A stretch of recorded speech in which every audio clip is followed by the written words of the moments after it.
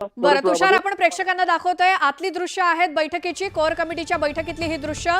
देवेंद्र फडणवीस आणि इतर भाजपचे महत्त्वाचे नेते कोर कमिटीच्या बैठकीमध्ये दिसतायत आणि त्यात निर्मला सीतारामन आणि विजय रुपाणी हे जे निरीक्षक म्हणून आलेले आहेत ते देखील या बैठकीत जॉईन झालेले दिसतायत। हे दृश्य आहेत न्यूज 18 लोकमतवरती सगळ्यात आधी आणि एक्सक्लुझिव्ह भाजपचा विधिमंडळ नेता आज ठरवला जाणार आहे। त्याआधी कोर कमिटीची बैठक आहे।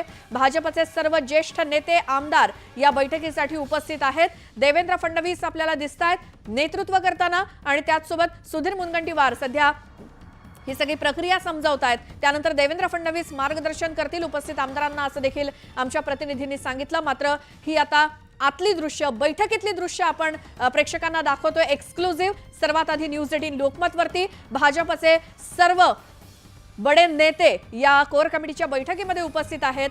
त्यानंतर विधिमंडळ गटनेता जो निवडला जाणार आहे त्यासाठी प्रस्ताव मांडला जाईल एखाद्या भाजपच्या ज्येष्ठ नेत्याकडनं आणि त्याला सर्व आमदारांचं अनुमोदन मिळेल आणि मग गटनेत्याची निवड झाली असं समजायला हरकत नाही। मात्र त्याआधी कोर कमिटीच्या बैठकीमध्ये उपस्थित असलेले सर्व भाजपचे प्रमुख नेते आपल्याला दिसतात। प्रदेशाध्यक्ष चंद्रशेखर बावनकुळे, देवेंद्र फडणवीस आणि त्याचसोबत इतर महाराष्ट्रातले भाजपचे सर्व नेते आमदार आणि त्याचसोबत निरीक्षक म्हणून महाराष्ट्रामध्ये आलेले केंद्रीय मंत्री निर्मला सीतारामन आणि विजय रुपाणी हे सगळे बसलेले दिसतायत या कोर कमिटीच्या बैठकीमध्ये। त्यानंतर विधिमंडळ गटनेत्याची प्रक्रिया पुढे सुरू होईल। त्याआधी सुधीर मुनगंटीवार बोलत होते आणि देवेंद्र फडणवीस हे देखील उपस्थित आमदारांना मार्गदर्शन करतील असं आमच्या प्रतिनिधींनी सांगितल्याप्रमाणे साधारण पुढच्या 20 मिनिटांमध्ये आपल्याला भाजपचा गटनेता कोण हे कळणार आहे। सर्वात आधी न्यूज 18 लोकमतवरती तोच असणार आहे महाराष्ट्राचा महायुतीचा मुख्यमंत्री। उद्या शपथविधी आहे। आज दुपारी 3:30 वाजता सत्ता स्थापनेचा दावा करायचा आहे। त्यासाठी महायुतीचे नेते आज राजभवनामध्ये जातील। मात्र एक महत्त्वाची प्रक्रिया त्याआधी तो म्हणजे भाजपचा विधिमंडळाचा नेता कोण हे ठरवण्याची। त्यासाठीच ही भाजपची कोर कमिटीची बैठक आहे। कोर सदस्य सगळे भाजपचे या सेंट्रल हॉलमध्ये आपल्याला दिसतायत आणि या कोर कमिटीच्या बैठकीमध्ये कशी प्रक्रिया पार पडणार या संदर्भात चर्चा केली जाते आणि मग ज्यावेळेला प्रत्यक्ष ही प्रक्रिया पार पडेल त्यावेळेला सर्व 132 आमदार भाजपचे यंदा निवडून आलेले हे असतील आणि त्यांचं अनुमोदन या प्रस्तावाला मिळेल। अधिक माहितीसाठी जाऊयात आमचे प्रतिनिधी राहुल झोरी आपल्या सोबत आहेत। राहुल, ही आतली बैठकीतली कोर कमिटीची दृश्य आपण प्रेक्षकांना दाखवतोय, काय त्याबद्दल अधिक सांगाल?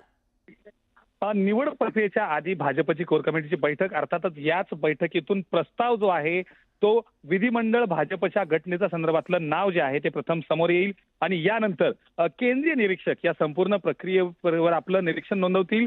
प्रस्ताव मांडल्यापासून ते त्याला अनुमोदन देणं आणि याच प्रस्तावासंदर्भात आपापलं मत व्यक्त करणं भाजपच्या काही ज्येष्ठ आमदारांकडून हा प्रस्ताव मांडला जाईल आणि त्याच आमदारांकडून अनुमोदन देखील दिलं जाईल। ही प्रक्रिया आपण बघतोय साधारण अगदी औपचारिक ही खरं तर प्रक्रिया असते। भाजप एक कोणत्याही राज्यात भाजप सत्ता येते किंवा भाजप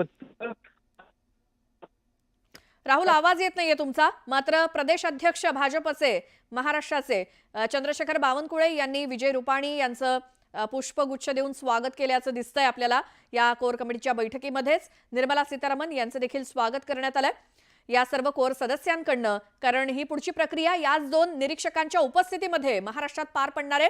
खास करून भाजपच्या विधिमंडळ नेत्याची निवड यासाठीच हे 2 निरीक्षक दिल्लीतनं मुंबईमध्ये काल रात्री चाललेले आहेत आणि ते या कोर कमिटीच्या बैठकीमध्ये पोहोचलेत। सगळे कोर सदस्य उपस्थित आहेत भाजपचे हे सगळे। त्याचसोबत पुढची प्रक्रिया असणार आहे ती गटनेत्याच्या निवडीची। त्यासाठी सर्वच्या सर्व 132 आमदार भाजपचे उपस्थित असतील।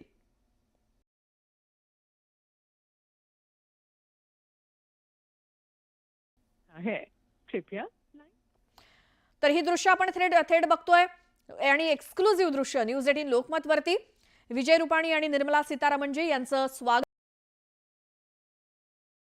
करतायत।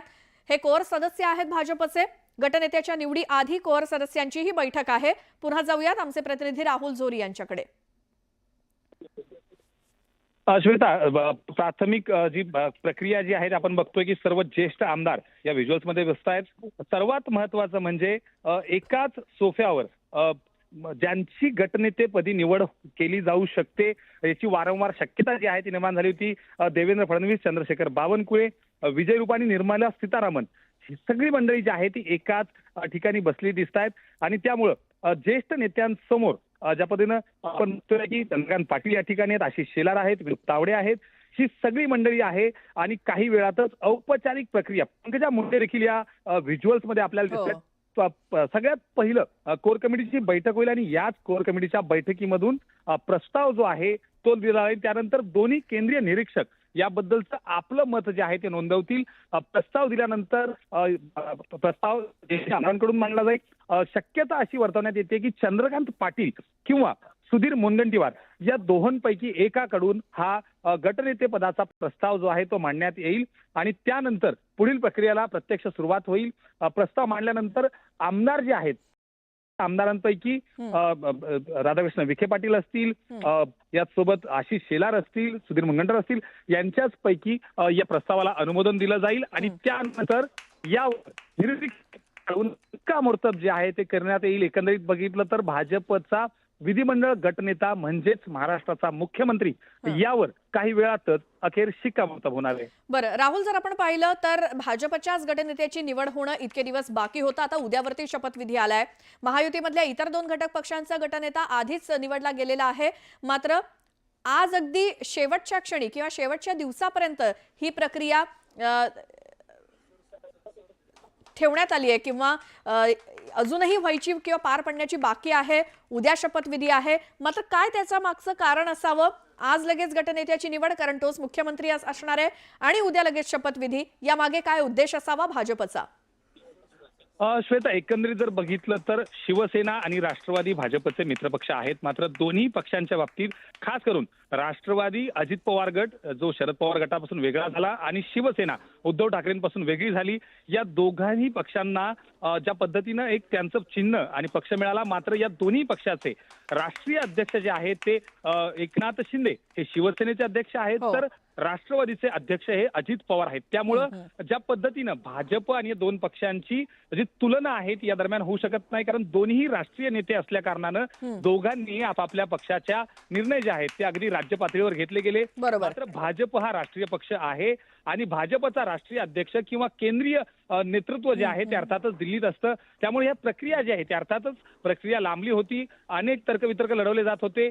काही नवीन धक्कातंत्र भाजप वापरेल याबद्दल देखील वारंवार तर्कवितर्क लावले जात होते. मात्र ही प्रक्रिया लांबलेली पाहता 2 पक्षांसोबत अर्थात राष्ट्रीय अध्यक्ष स्थानिक पातळीवर किंवा राज्य पातळीवर असल्या कारणानं लवकर झालं.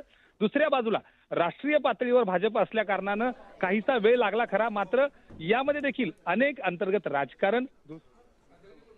बरं राहुल, अगदी बरोबर आहे तुम्ही म्हणताय ते, आणि त्यामुळे आज भाजपचा विधिमंडळ नेता निवडला जातोय आणि त्यानंतर उद्या मुख्यमंत्री पदाची शपथ, म्हणजे आजचा जो भाजपचा गटनेता असणार आहे तोच मुख्यमंत्री हे आपल्याला सगळ्यांना माहिती आहे. त्यामुळे याची उत्सुकता आहे. आता फक्त औपचारिक घोषणा होणं बाकी आहे की भाजपचा विधिमंडळ नेता कोण, म्हणजेच महाराष्ट्राचा मुख्यमंत्री कोण. त्यासाठीचीच भाजपची ही आधी कोर कमिटीची बैठक. सगळे भाजपचे कोर सदस्य, महत्त्वाचे नेते, आमदार या बैठकीसाठी दिसतायत.